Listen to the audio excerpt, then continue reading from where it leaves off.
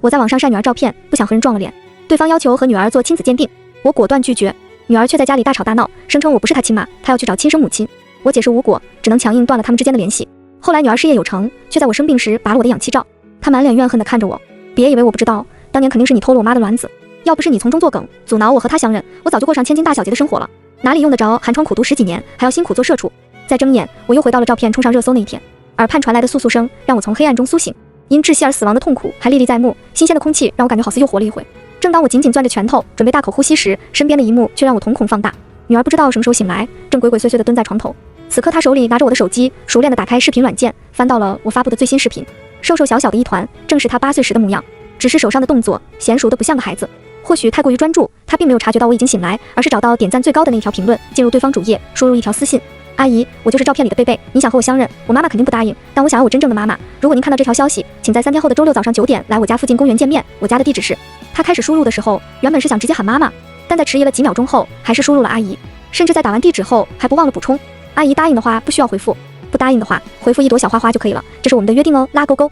发完这条私信，她点了删除记录，接着看了我一眼，确认我还在睡觉，便把手机放回原来的位置，小心翼翼地爬上床，躺在了我的身边。女儿所有动作一气呵成，而我脊背发凉，看来她也重生了。上辈子趁着暑假带女儿旅游回来的我，熬了大半宿做视频，将女儿的点点滴滴发布在短视频上。一觉睡醒，评论区炸锅了，只因有网友抛出自己同样8岁的女儿的照片做对比，声称一模一样。夜猫子网友也在她的评论底下跟风，更有甚者调侃是不是失散多年的亲姐妹。或许是这样说的人太多，网友再次透露说自己多年前冷冻过几颗卵子，他怀疑我盗用她的卵子才生下女儿。事情很快发酵，该网友疯狂私信我，要求我带女儿做亲子鉴定，甚至还把我的账号挂在网上，导致我被网暴。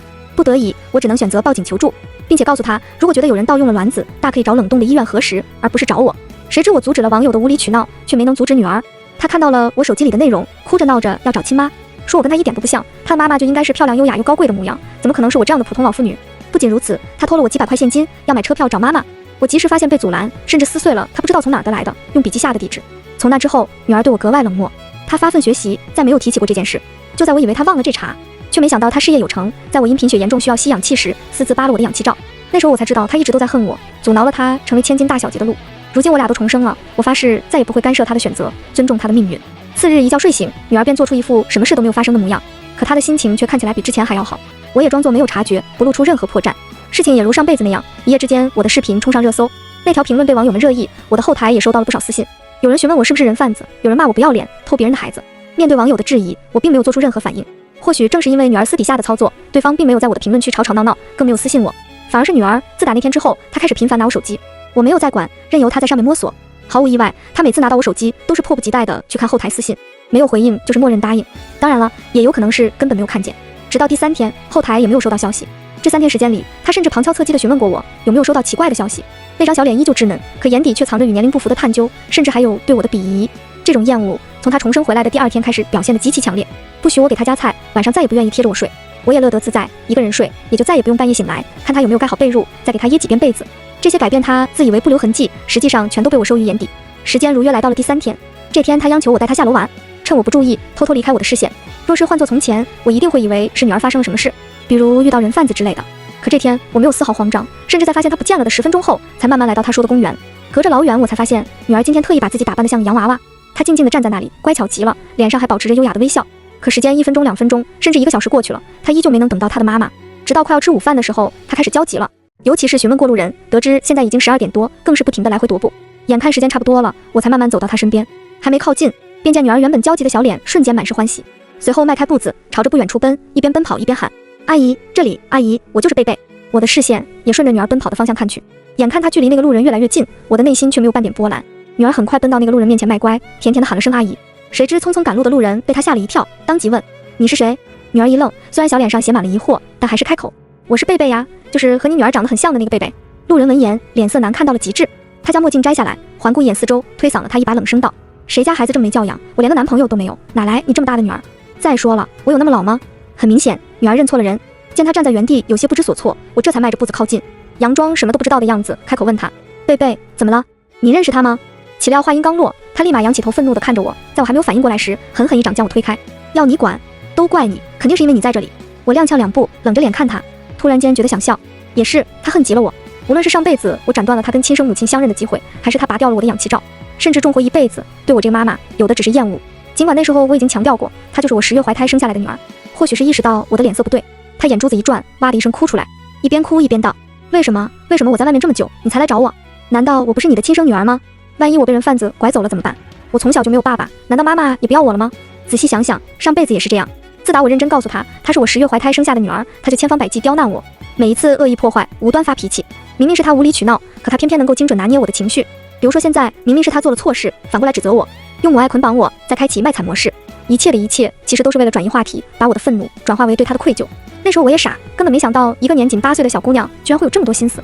在愤怒被她燃到极致时，又因为她一句我从小就没有爸爸而败下阵来。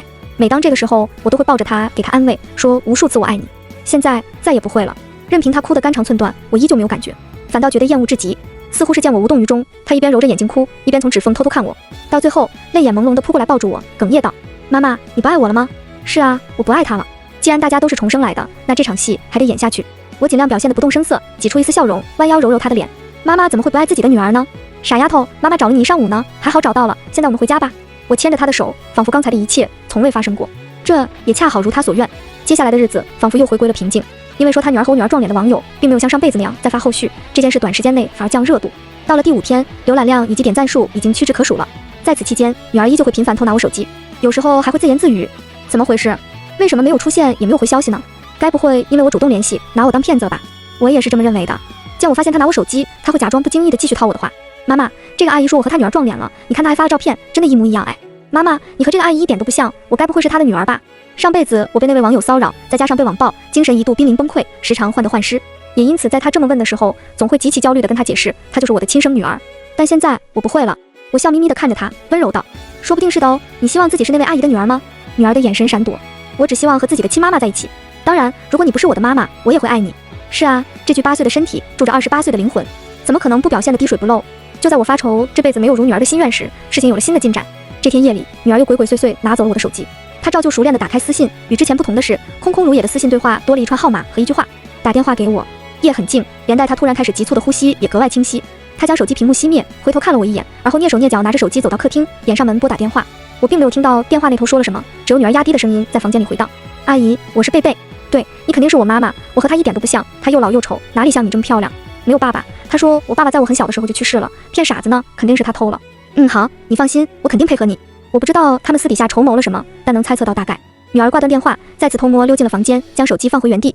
或许是太高兴了，她连躺下都忍不住抖着肩膀偷笑，甚至唏嘘一句：太好了，这次我终于可以逃离这个家，去做千金大小姐了。我闭了闭眼睛，竟有一种解脱感。既然如此，那就祝你得偿所愿，做你的千金大小姐吧。其实女儿之所以笃定对方有钱，全是网友扒出来的。8岁的年纪，什么都懂了。网友们先是扒了对方的 IP 地址，再对比我所在的地方只是18线小城市，而对方身在有钱人聚集的魔都。点进对方的头像去看视频日常，也全是富人的奢靡生活日常，波士顿龙虾、法国大餐、名贵的红酒、高奢首饰以及各种名牌包包，再加上频繁的国外旅游，一切的一切都足以证明我们的生活水平天差地别。也因此，对方爆料自己曾经冷冻过卵子，怀疑被我盗用，才引来网友热议。如上辈子那样，只因那位妈妈透露自己冷冻过卵子，疑似被我盗用，我的这条视频再次被热议，后台也被网友疯狂私信轰炸，各种难听的词汇随之而来。我及时关掉私信功能，点开那些辱骂我的网友，这才发现另外一个真相，并不是网友疯狂，而是这些账号有问题，全都设了私密，且没有任何动态，一看就是雇来的水军。因为无法私信到我，那位妈妈直接找到记者上门骚扰。面对镜头，我不再是曾经灰头土脸的模样，而是早有准备，把自己打扮得光鲜亮丽，毫无畏惧的放话：如果你觉得是我盗用了你的卵子，你还可以报警。倘若无脑骚扰，不好意思，报警的人就是我了。另外，你觉得她是你女儿，欢迎随时来做鉴定。记者见从我这里无从下手，转而采访女儿。女儿看着镜头，哭得比谁都伤心。如果她不是我的妈妈，我只想找到我的亲生母亲，哪怕只是相认，只是看一眼我都满足了。记者再次将镜头对准我，我笑笑道：我还是那句话，欢迎来做鉴定。正是因为我的坦荡和无所畏惧，让那些想要有机可乘的人无机可乘。可怜我上辈子护女心切，担心对年幼的她造成伤害，因此不愿意让女儿在记者面前露面，被有心之人称之为做贼心虚。他们说我盗用了别人优质卵子做试管婴儿，更有甚者造我黄谣，把我往风口浪尖上推。我所承受的一切，直到报警后才结束，可以对我的身心造成极大伤害。事后我更是为了女儿能健康成长，不惜花光我所有积蓄，逃往另外一座城市，重新买了套房，房贷以及教育女儿的花销压得我喘不过气，未老先衰。这一次我要为自己而活。如我所料，那位妈妈3天后找到了我。号称秋老虎的季节，她依旧穿着皮草大衣，一见面便一副趾高气扬模样，嚷嚷着做亲子鉴定。女儿表现得殷勤又乖巧，眼里全是谄媚，而我不慌不忙，静静地看着她。尘封的记忆逐渐苏醒，我的拳头也跟着攥紧又松开。如果说滤镜和美颜的照片只是让我怀疑对方身份，那么见了面以后，去掉美颜滤镜，我已经基本可以肯定，她就是我认识的人，何云婷。那是我最爱露西河的那一年，查出来怀孕后，我几乎欣喜若狂，憧憬着告诉她我怀孕的事，她将会多么高兴。来到她家后，打开房门，却看到她和一个女人衣衫不整地躺在床上，明眼人一看就知道发生了什么。我没有哭也没有闹，而是默默关上门离开。当天夜里发了短信宣布分手，之后离开这座城市，换了号码，删除了有关于他的所有联系方式。那时候我不是没有想过打掉肚子里的孩子，一念之忍让我最终命丧黄泉。是我不该没有认清楚状况，是我活该，早该明白一个脚踩两只船背叛者的基因能生出什么优良品种。也是后来我才从一个朋友口中得知，露西河结婚了，和他的秘书。那个秘书正是我那天看到的一个叫何云婷的女人。如果上辈子女儿和对方女儿撞脸一事是个谜团，那么这辈子统统得到解释。女儿不像我，必然像爸爸。她指责我盗用卵子，噼里啪啦一顿输出后，见我没有反应，问我说要去做亲子鉴定，你没听见吗？看来这些年我的变化太大，她并没有认出来我。看着何云婷身后几乎和我女儿一模一样的小女孩，我不慌不忙开口，亲子鉴定，我看不必了，既然你们双方都觉得彼此才是自己的至亲，直接带走就好了。何云婷一愣，反问了句，你说什么？直接带走？就算是你盗用了我的卵子才试管成功的女儿，那也是你10月怀胎生下来的，你真正狠心。我再次点头，不然呢？两人这么像，肯定是亲姐妹。你若是不想带走，就不要浪费时间。贝贝，我们回家。我佯装伸手去拉女儿，女儿却一个闪身躲开，她藏在了何云婷身后，仿佛我才是什么豺狼虎豹。很明显，女儿的举动再次赢得何云婷的好感。她道，你说的轻巧，万一我前脚带孩子离开，以后脚报警说我是人贩子怎么办？这个鉴定必须做，如果真的是我女儿，不用你说我也会带走。我依旧坚持不肯做亲子鉴定，但在最后放话，亲子鉴定不做，要不要给他俩做亲缘鉴定，我管不着。女儿似乎不想再装下去了，抓着何云婷的手道，阿姨，这样也可以的。如果亲缘鉴定结果显示我和月月是姐妹，那就证明我的确是您的孩子。何云婷刚才滔滔不绝的时候，女儿不知道跟她女儿聊了什么，已经被拿下了。此刻女儿这么说完以后，何云婷身边的小姑娘也笃定道，妈妈，你就答应做亲缘鉴定嘛，她肯定是姐姐。你知道的，月月从小就希望自己有个姐姐。何云婷哼哼了一声，答应做亲缘鉴定。结果如我所料，这两个孩子果然有亲缘关系。女儿在看到鉴定结果如她所愿以后，立马冲进了何云婷怀里，眼中含泪，殷切地喊道，妈妈，我知道你一定是我妈妈，我以前就在网上看到过，有妈妈生下双胞胎，医院却说只活下来一个，然后抱走的。妈妈，我肯定也是这样的。不得不承认，女儿私底下做的功课的确很足。何云婷虽然半信半疑，但看样子也接受了这样的说法。她底气十足道，我就说嘛，之前说什么报警也不敢做亲子鉴定，都是做贼心虚。我也不计较之前花了我多少钱培养，这样好了，我跟她断绝母女关系，你带她走。至于户口方面，我想你自然能想得到办法，我这边可以替你开证明，帮她转到那里。何云婷愣住，你真的舍得？我笑笑，舍得。手续办理得很快，短时间内女儿户口连带学籍之类的全都转到了魔都。我知道得偿所愿的她跟我一样，离别时虽然表现得不舍，但巴不得彼此消失在彼此的视线内。女儿被带走的第二天，我立马注销了手机号码以及所有账号，并且重新办理，甚至搬离了这座我生活了近乎9年的城市，去了曾几何时做梦都想去定居的丽江。凭借模糊的记忆，持续购买一串彩票号码，终于在半个月后中了2000万大奖，用这笔奖金全款买房，剩下的存下来生活。我开始注重形象，练瑜伽，塑体型，单身的我没有负债，不需要养孩子。本就是孤儿的我更无所谓去维护什么血缘关系，过得逍遥快活。甚至和闺蜜视频的时候，她都在说，感觉我像是变了个人，年轻10岁，分外有活力，与之前暮气沉沉的中年妇女判若两人。临近挂断电话，闺蜜补充了一句，梦欣，你就应该过这样的生活，人活一辈子何必呢？一个渣男能生出什么好孩子？自眼狼而已。好在命运待你不薄，我真为你感到高兴。之后的日子是我所不曾料想的逍遥自在，有钱又快活，想旅游旅游，想逛街逛街，没有孩子的束缚，没有父母催婚，没有乱七八糟的社交关系。无聊时我也谈过几个男朋友，只是相处没多久，觉得腻了烦了就分了。最近又谈了个小男朋友，22岁男大，很乖也听话。我图他年轻有力气，他图我有钱情绪稳定。情到浓时，我们也会聊到以后，我明确的告诉他，不会结婚，也不会生孩子。小男朋友红着眼喊我姐姐，告诉我他不介意，还说人只有一辈子，要及时行乐。正是这句话让我莫名感动，也因此这3年时间里，他是跟我跟的比较久的一个。直到这天，我躺在小男友怀里的时候，就见他刷到了一个视频，视频里是一个11岁左右的女孩寻母，手里举着一张画的不是很好的画，声称这是她的妈妈。但我一眼就看出了，这是女儿7岁那年送我的礼物。而这个小女孩则是后来跟何云婷离开的女儿。送这幅画时，她还吻着我的脸颊，祝我母亲节快乐，说她永远爱我。谁知仅仅1年时间，我变成了她生命中最厌恶的一个。正当小男友打算划过这条视频时，我抓住了他的手。等等，小男友虽然不理解，但还是乖乖松手。我点开女儿的头像，进入主页，翻看里面最新的视频。原来这3年时间里，她并没有如愿成为千金大小姐，而是处处被排挤被打骂。女儿在最新视频里是这样说的，我以为她找到我是真的想找回自己的女儿，谁知道她只是想拿我当流量密码，炒作成网红。可惜现在是快餐时代，很快会有更有趣的事情取代，就是我被遗忘，她的目的也就落空了。她打我骂我说我是私生子，我在家里像个仆人，稍有不顺心就被她随意打骂。妈妈，我错了，求你带我走吧，我后悔了，这个世界只有您最爱我。不知道什么原因，她的账号限流，10几条视频，点赞量最多的也不过10个。我又翻看了其他视频，里面记录那对母女的恶行更多。而我也终于发现了另外一个真相，原来何云婷把女儿带回去没多久，便发现她和丈夫陆西河有血缘关系，一切证明都告诉她，贝贝并不是偷到她卵子的产物，而是陆西河的女儿。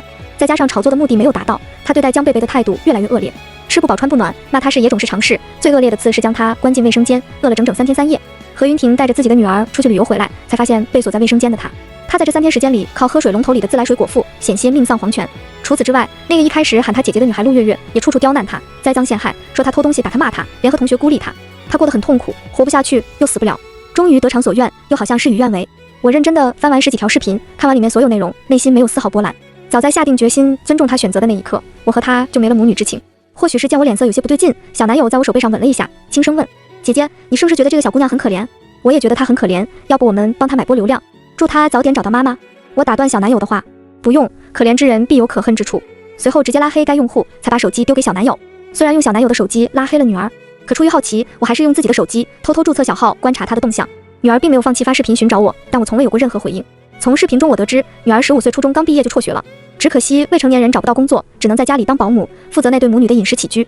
所谓的上流社会生活，其实都是母女俩打造的人设，真实情况也不过是个普通家庭。房子是租来的，大餐图片是网络搜的，就连名牌包包那些也是 P 图。她辍学在家没多久，不堪忍受折磨，最后逃离了那个家，找不着工作，时常饿肚子，最后又跟一些黄毛混，跟人打过架，甚至还闹到拘留所。发这些日常视频的时候，她已经不再举着那张画了，更没有说道歉的话，而是将她对我的恨尽数吐露出来。她在视频末尾竖中指，咬牙切齿道：江梦欣，我恨你，都怪你我才变成这样。你当年给人做3生下我，看到我要认别人当妈，故意不说话，就是想害死我，对不对？江梦欣，我现在成了这副不人不鬼的模样，你满意了吗？如果是面对面，我绝对会回复他一句：这样的生活不是你一直期盼的吗？